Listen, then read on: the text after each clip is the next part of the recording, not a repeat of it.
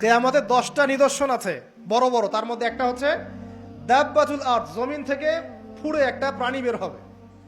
আর এখন মানুষ এগুলো বিশ্বাস করবে না আমি জানি, 2 দিন পর নাসা যখন বলবে তখন বিশ্বাস করবে। কথা কি বুঝতে পারছেন? তবে প্রাণী এই পৃথিবীর নিচে আছে। রাসূল সাল্লাল্লাহু আলাইহি ওয়াসাল্লাম বলছেন 10টা আলামত না আসা পর্যন্ত কিয়ামত হবেই না। তার মধ্যে একটা হচ্ছে দাব্বাতুল আরদ, জমিন থেকে একটা প্রাণী বের হবে, এবং এই প্রাণী শুধু বেরই হবে না, মানুষের সাথে কথাবার্তা বলবে। এবার মানুষের সাথে কথা বলবে প্রাণী। বিশ্বাস করছেন? এখন বিশ্বাস করছেন না জানি, কিন্তু প্রাণী মানুষের সাথে কথা বলবে। আল্লাহ পাক বলাতে পারেন না? পারেন। আচ্ছা, সামনে যান। ওই প্রাণী যখন দাঁড়িয়ে আছে রাস্তায়, এখন এই বালক বলছে আজকে আমি প্রমাণ করে নিব যে আল্লাহর আনুগত্যশীল ওই পাদ্রী সঠিক নাকি ওই জাদুকর সঠিক। এবার সে একটা ইট হাতে নিল, পাথর হাতে নিয়ে এসে বলছে, আল্লাহ তোমার কাছে যদি ওই জাদুকরের কাজের চাইতে এই পাদ্রীর কাজ বেশি পছন্দনীয় হয়, এই ইটের আঘাতে এই জন্তুকে তুমি মেরে ফেলো আল্লাহ। এ বলেছে বিসমিল্লাহ বলে পাথর নিক্ষেপ করলো, নিক্ষেপ করার সাথে সাথেই জন্তু ডেড। তখন তার আইন আল ইয়াকিন, হাক্কুল ইয়াকিন হয়ে গেল যে হ্যাঁ, আল্লাহর কাছে এই পাদ্রীর আমলই সবচেয়ে বেশি পছন্দনীয়। তার আর মনে কোনো সংশয় থাকলো না।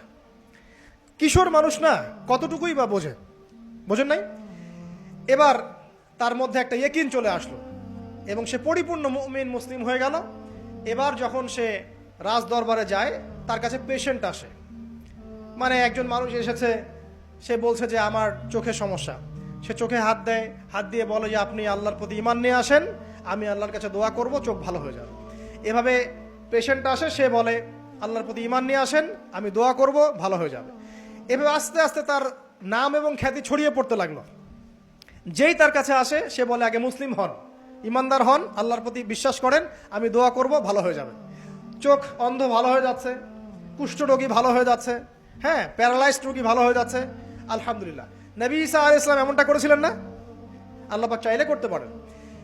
একদিন ওই রাজ দরবারের একজন মন্ত্রী আসছে, এবার ওই রাজার একজন এমপি সাহেব, তার চোখে সমস্যা, সে আসছে, এসে বলছে যে আমার এই চোখের সমস্যা, আমার চোখটাকে ভালো করার দরকার, তোমার কাছে কোনো ওষুধ আছে নাকি? সে বলছে যে আপনি আল্লাহর প্রতি ঈমান নিয়ে আসেন, আমি আল্লাহর কাছে দোয়া করব, আপনি ভালো হয়ে যাবেন।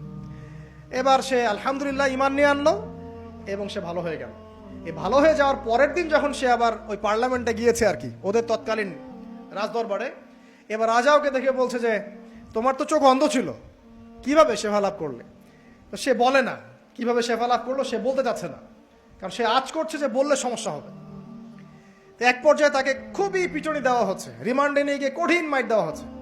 এক পর্যায়ে সে মারের যন্ত্রণা সহ্য করতে না পারে বলে ফেললো যে ওই বাচ্চা, তার কাছে গিয়ে আমি আরোগ্য লাভ করেছি এবং সে আমাকে বলেছে যে তার রবের প্রতি ঈমান নিয়ে আসতে, তাহলে আমি শেফা লাভ করব। এই বাচ্চা এখন বলছে ফেরাউনের মতো যে আয়না রব্বুকুমুল আ'লা, আমি তো তোমাদের রব। নমরুদের মতো আমি তো তোমাদের রব, ঠিক আছে, আমি ছাড়া তোমাদের কে রব আছে? আমি তো জানি না যে আমি ছাড়া তোমাদের কোনো ইলাহ আছে। এবার এই লোকটাকে হত্যা করা হলো, এই এমপি সাহেবকে হত্যা করা হলো, বিকজ সে ঈমান নিয়ে আস। এবার সেই বালককে ডেকে আনা হচ্ছে, বলা হচ্ছে বলো তুমি নাকি তোমার রবের নাম দিয়ে মানুষের ট্রিটমেন্ট করা শুরু করেছো? তখন সেই বালক বলছে হ্যাঁ, আমি এক আল্লাহর প্রতি বিশ্বাস করি এবং তার রাসূলের প্রতি বিশ্বাস করি, তার প্রেরিত আসমানি কিতাবে বিশ্বাস করি। এখন রাজা বলছে আমি ছাড়া তোমাদের কোন ইলাহ আছে আমি তো জানি না। এই সৈন্যবাহিনী শোনো, এই বালককে ধরো, ধরে নিয়ে গিয়ে উঁচু পাহাড়ে নিয়ে যাও, ওখান থেকে ফেলে দাও।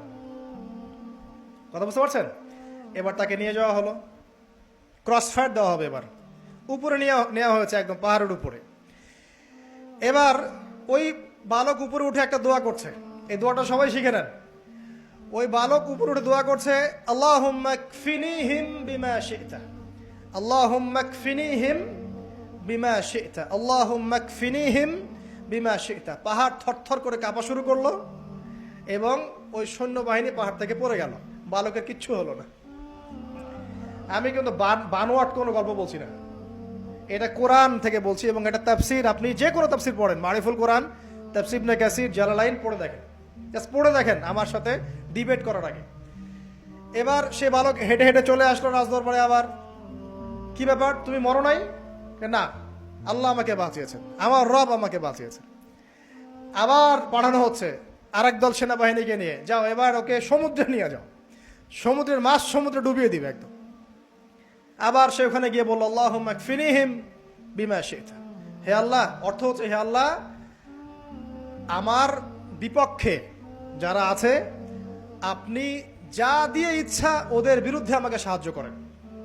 অর্থটা হচ্ছে এমন, আল্লাহুম্মা কফিনিহিম বিমা শি'তা, আল্লাহ আপনি আমার জন্য যথেষ্ট হয়ে যান, ওদের বিরুদ্ধে আমার জন্য যথেষ্ট হয়ে যান, যা ইচ্ছা তাই দিয়ে আপনি হেদায়েত করুন, মানে আমাকে হেফাজত করুন।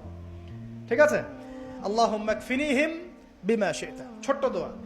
এবার ওই সমুদ্র উত্তাল হওয়া শুরু করলো এবং ওরা জাহাজ থেকে পড়ে গেল। এই বাচ্চা সেফলি আবার চলে আসলো রাজদরবারে। বিশ্বাস করছেন না?